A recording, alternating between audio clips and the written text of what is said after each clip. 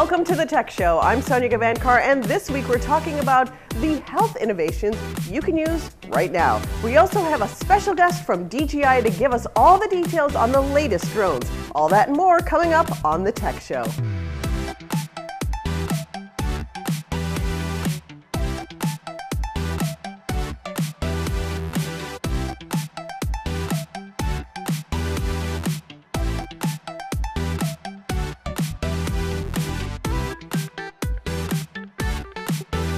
Now it's time for the latest. Despite having a smaller than usual presence at Comic-Con this year, Marvel had one of the most memorable and tongue-in-cheek installations, fitting since it had to do with one of the most memorable ends to a superhero movie ever. For those attendees still dealing with the trauma of the snap, Marvel offered Infinity War grief counseling. Fans lined up at a booth next to Petco Park in San Diego, put on their name tags, and entered an air-conditioned room where an actor talked with the group about their best memories from the Marvel Cinematic Universe. Although it obviously wasn't serious, fans enjoyed some real group hug moments and a deleted scene from the movie, of course. As congressional hearings into Facebook and its corporate and social responsibility continue, a group called Freedom from Facebook staged a protest during a recent session, when at least 4 protesters held aloft signs featuring an image of Mark Zuckerberg and Sheryl Sandberg as a two-headed octopus. Freedom from Facebook is an advocacy group with 3 key objectives: separating Facebook, Instagram, WhatsApp, and Messenger, forcing Facebook to be interoperable with competing social networks, and introducing strong privacy rules to protect Facebook users. Sarah Miller, the deputy director of the Open Market Institute and spokeswoman for Freedom from Facebook, said the group was created in the heat of Cambridge Analytica scandals. She stated Mark Zuckerberg has far too much power. His own shareholders call him a dictator. The set of positions that we're offering are returning to a more reasonable and responsible status quo. More than 10,000 people have signed the organization's petition to the Federal Trade Commission, and the group recently acquired a strong ally, the Communications Workers of America Union, which represents 700,000 U.S. workers. So what do you think? Does Facebook and its related apps constitute a monopoly? Facebook owns not only Facebook, but Instagram, WhatsApp, and their Messenger. Do you think that's a monopoly, and do you think it should be broken up? I do think it's a monopoly, but I do feel social media is just a choice, just like anything else. I'm not on social media, and I feel like I'm not missing out on anything, and I think my friends that I'm talking to are actually trying to get away from more social media. No, I don't think we should get involved in breaking that up. I mean, I think that's the way it is right now. I mean, that's the way it is. I wouldn't want government to get involved and start breaking up Facebook and Instagram into different things. I don't think we should be doing that. If I created 4 different companies, those are my companies. Why would I feel like they should be broken up? They're my companies. I made them. I mean, to be fair, they did make them, they purchased them, but they're all, most, I think, like, it's not like something you have to use, so. No, it isn't. It's an optional service. Facebook is a new type of empire, and as it grows unpredictably, we may have to be ready with policies to keep this new market safe and fair for everyone. Coming up, health tech. We'll be back in 30 seconds. Over 70 years of experience in heart and aviation, the members of the Association of Flight Attendants know the realities of the aircraft cabin better than anyone. We don't just serve drinks, we save lives. We don't just negotiate contracts, we move major policy issues like the smoking ban, no knives on planes, clean water, and safe food on board. The air we breathe matters, and we stop the spraying of poisonous pesticides. The Association of Flight Attendants. Stronger together, better together.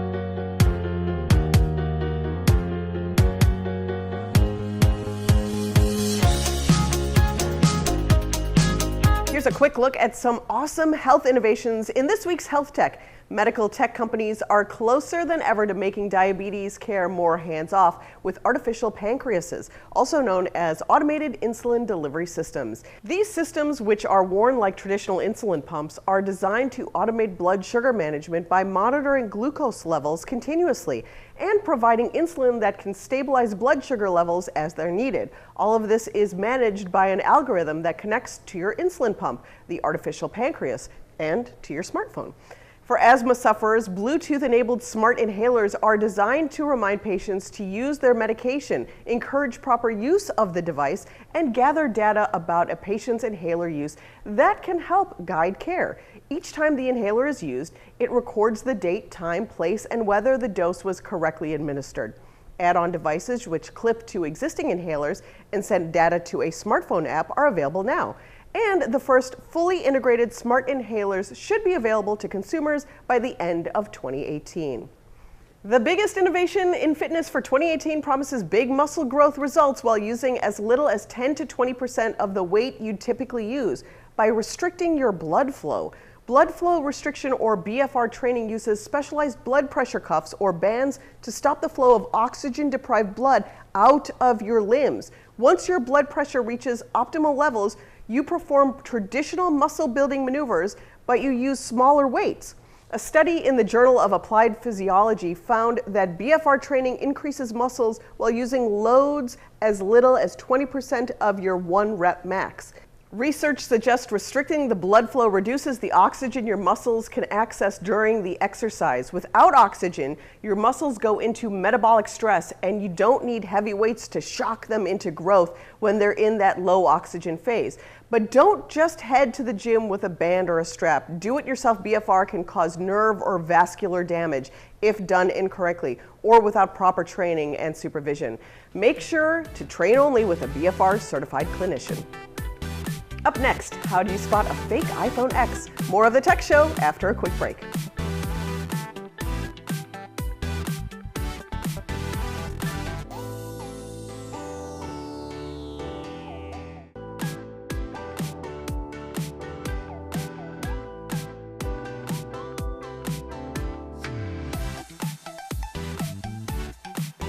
It used to be that fake electronics from questionable sources could literally turn out to be a brick in a fancy box. But bootleg tech has made great strides, and so our friends at TechSmart have a video to help us tell the difference between the good and the too good to be true.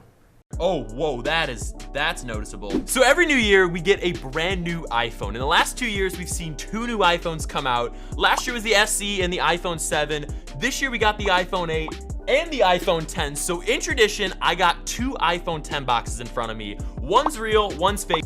And here's how to spot a fake. So in front of me right now, I have 2 iPhone 10 boxes. The real one's right here, and the fake one is, of course, it's over there. No, it's right here. So I got the silver/white looking color, and here's what gets really interesting. On the iPhone 10 box, whether you get the space gray model, black one, or the white one, apparently it's called silver this year, it'll show you on the front of the box. So since I got the white color on the real one, it shows you this kind of greenish hue. A bunch of colors are mixed around together, and that's how you know you have a white iPhone 10. Now I got a fake white iPhone 10, but as you guys can tell, just on the front of the box, there are some dead giveaways. It's like they didn't even try. We got what is the space gray iPhone 10 image, and they'll probably change this once they see the video. That's usually how it goes. Just notice this. If you got green on the front of your box, you're getting a white phone. If you're not getting a white phone, they're either switching the box or they're trying to pull a fake on. Let's open this up. Okay, pretty easy box, designed by Apple in California. You gotta check the spelling on these things. They put gold on the fake box, like you gotta check. All right, get your Apple stickers, get the iPhone 10 Apple adapter. You just gotta check. You just gotta check to see if you see an Apple logo on there. And then, okay, the earpods. These are new this year. Not really, come on. I would love some free AirPods. I spent $1,000 on this thing. Actually, $1,100. Then we get the Lightning 3.5 adapter, lightning cable. Okay, we've seen this. We know what comes inside the box. And now for the Fugazi iPhone 10. Let me know in the comments what's the biggest giveaway that this is a fake. Give it a nice shimmy shake. Okay, there we go. All right, now let's open this up. It's in a bag, okay. Ooh, that doesn't feel bad. If your earpods are coming in a tin like this, check yourself. before you wreck yourself. You better check yourself before you wreck yourself. We got both phones right here, and let's jump into the setup. All right, so like on the iPhone 8, assistive touch is already enabled, and you can see they put the notch on the screen. What is this thing here? They added a notch to the screen. You can tell it's a normal screen with some black bar in the middle. Now that both phones are set up, how do they feel? Okay, so the real one definitely feels heavier than the fake one. That's kind of a tradition. And also the bezels on the fake one are a lot thicker than on the real one. That's kind of the whole point with the new iPhone 10. And on the fake one here, the camera's on the left side of the speaker, whereas on the real one, it's on the right side. That new true depth front-facing camera, you know what it's about. It's got that Face ID action. All right, on the back, things aren't looking too much different. Oh, whoa, that's noticeable. Look at how thick the camera ridge on the fake one is compared to the real one. I know that's a problem. I don't like how thick it is. Just rocks on the table. Oh, yo, that's really bad. So with the iPhone 10, one of the biggest features this year is Face ID. It's kind of like what they're trying to get you to spend $1,000 on. $1,000. So on the real one, of course, we got Face ID right here. Now let's check on the fake one. Whoa! They actually have Face ID on the fake phone. Let's go into Face ID, set up Face ID. And I'm gonna reset up Face ID on the real one here. Okay. So it says position your face within frame, whereas this one has already completed 3/4 of the circle. On the fake one, let's try this. It worked. It actually worked. Instead of me just swiping up and getting into it, it saw my face and put me right at the home screen.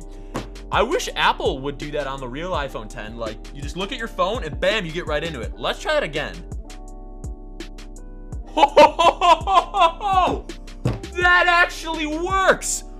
Face ID on the fake iPhone 10 is way better. Basically, if you're buying this phone in person in like a Craigslist deal or like online, eBay, whatever it may be, have them send you some pics of the App Store. That'll be a dead giveaway. And also have them send you a pic of like the settings, like Face ID.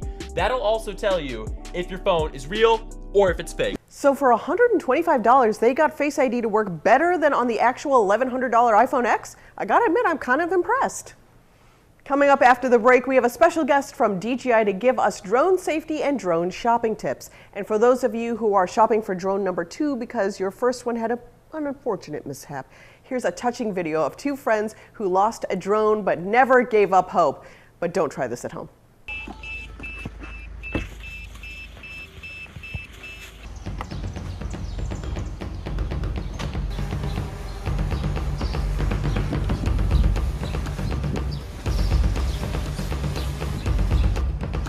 It looks like something we can definitely like lasso up.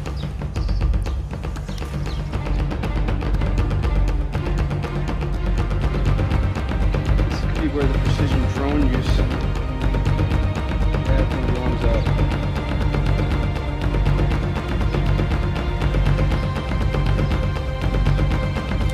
Drone Roof Rescue Volume 1.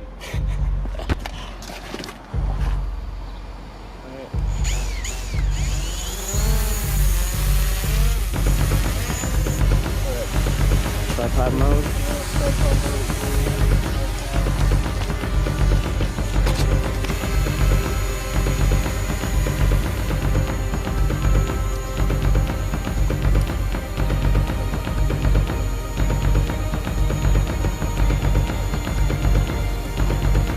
Think if you like back up a little bit and like go backwards at the same time.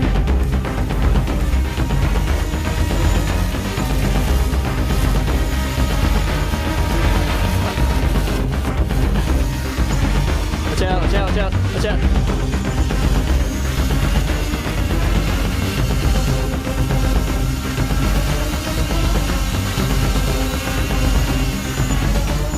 How did you just do that? Ingenuity. That's how I did it. All right.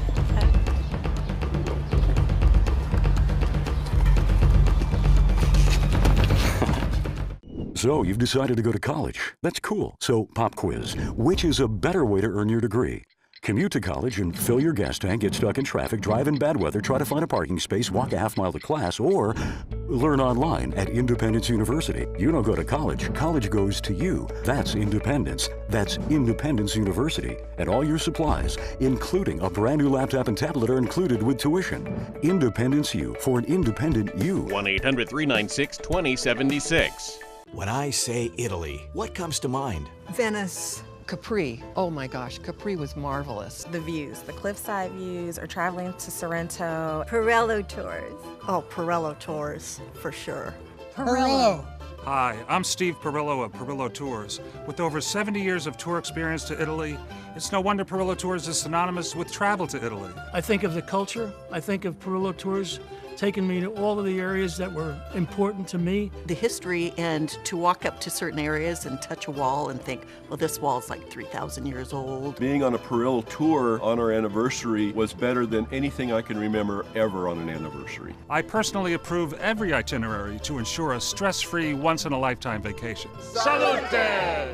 Call now for your free brochure and insider's guide. Call in the next 30 minutes and get this free $100 gift card. Call 800-219-0930, 800-219-0930. So you've decided to go to college. That's cool. So pop quiz. Which is a better way to earn your degree?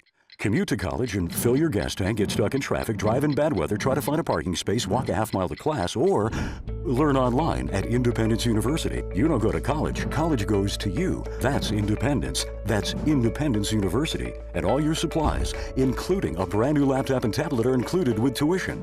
Independence U for an independent you. 1-800-396-2076. Whether you call them magic or menace, consumer drones have literally changed our perspective. The things they can do and the shots that they can capture are amazing. But with great altitude comes great responsibility. So we are so happy to have Eric Ebenstein from DJI here with us today to talk toys, but also to talk about safety and staying on the right side of the law. Hello, Eric, and thank you for bringing your little friends. Hello, absolutely. These are so cool. What is the most important thing that we should be thinking about when we start talking about drones? There's a host of interesting things. Make sure you get the right drone for the person, the job, what you're trying to do, professional, consumer. A lot of our drones kind of straddle the prosumer line, where you can use it for fun, you can use it for work, and making sure that you understand how to use these, you understand how to use them by way of feature, and also to make sure you're abiding by the law. That sounds great, but I want the biggest, bestest, fastest drone, right? I think that's when people come in and they're like, I want the sports car of drones. Right. What is the misconception about drones? Like, do you really need that big, bad, fast one? Well, what we've been doing lately, as you can see from the one you have there to the ones that are on the table in front of us, sometimes bigger isn't always better. Some of the ones here, which is the Mavic Air and the Spark, you get a feature-laden drone that's smaller, more portable, and cheaper. So for use for all kinds of different groups of people. I mean, when you say portable, I mean like this is ultimately the size of a cell phone. It's really, really tiny. Yeah, these two are both less than a pound, about the size of a can of soda. This one is, while slightly bigger, the legs close like this to make it even more portable. And there's batteries in them, but if you need extra batteries, you have these here. And you can fly them on your phone, your device, or you can use a controller and you put your phone into the controller. And that does look that cooler, way. right? It's cooler, and you can see more. You can see more. You don't have to worry about you're only focusing on several things at once. With the setup like this, using the DJI Go app, you can concentrate on the pictures you're taking, the video, but also understand your altitude, your distance, a few other important things. Something in this area, we shoot this show in the Washington, D.C. area. There's not a lot of place that you can actually fly a drone. So how, when you're thinking about those safety, responsibility, all those things, is there anything that the drone can do to help us with making the right decisions? Well, at DJI, we take safety, security, privacy, all those kinds of issues very, very personally and seriously. So as a company, for a number of years now, we've had something called geofencing built into the drone. So inside of these drones, it has a connection to GPS when you turn on the drone and when you connect.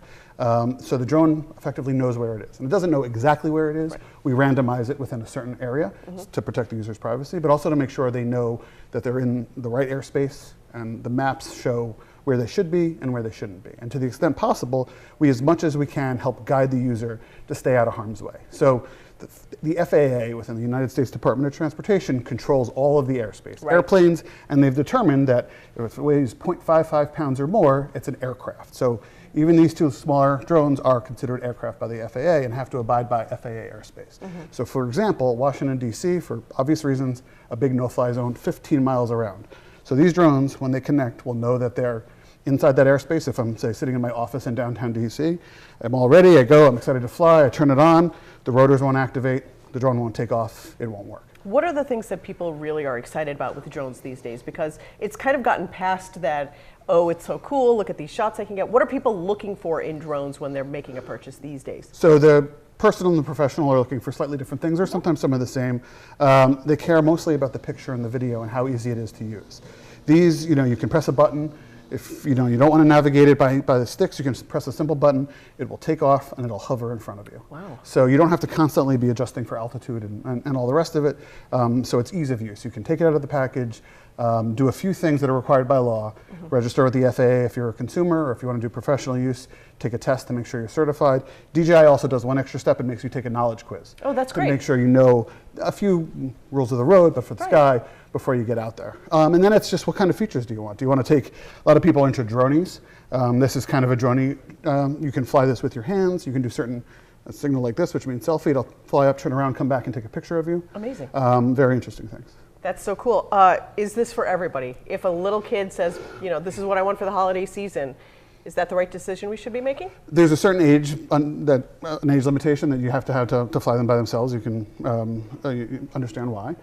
But they are relatively simple to use. We try to make it as easy as possible for families, individuals, groups to use them. But like all kind of electronic consumer devices, you want to be a little bit smart about how you use them. So if I want to actually get these for myself or for the show, maybe for the show, where can I get more information? So easy place to find out a lot of information is DJI.com, of course, our website. You can also go to any of the major retailers. They're sold in Apple stores and Best Buy. You can buy them online via Amazon Prime and have it here in a day or two. For pure information purposes, knowbeforeyouFly.org is the FAA's website, all about how to fly these safely, what you need to do. But there's tons of information about DJI products all over the internet and gives you, I think, everything you want to know. Excellent. Thank you so much, Eric. Thank you. Thanks for bringing your little buddies, too. You bet. Happy to. When we come back, another gadget tries to take my money, but they may have to fight this drone for it. The Tech Show will be right back. This little guy swooping in. Ew. Hey, Google, turn 2 lights to red. What? Sure, changing 3 lights to red. Yeah. Red is red. Hey, Google, turn the lights to green. You got it, changing 3 lights to green. Yeah. Okay, so Google, turn 2 lights. Hey, Google, turn 2 lights to yellow. You got it, changing 3 lights to yellow. Yeah. Google, 2 lights to red. Hey, Google. She's not dead.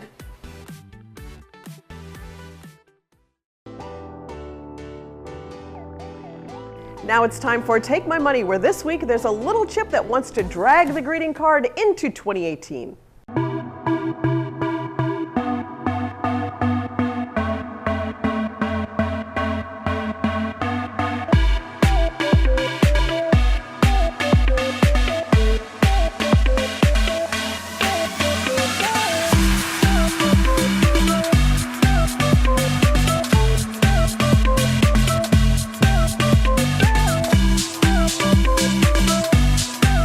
So you somehow have to get a physical card, then put your story on a QR code, and then send it.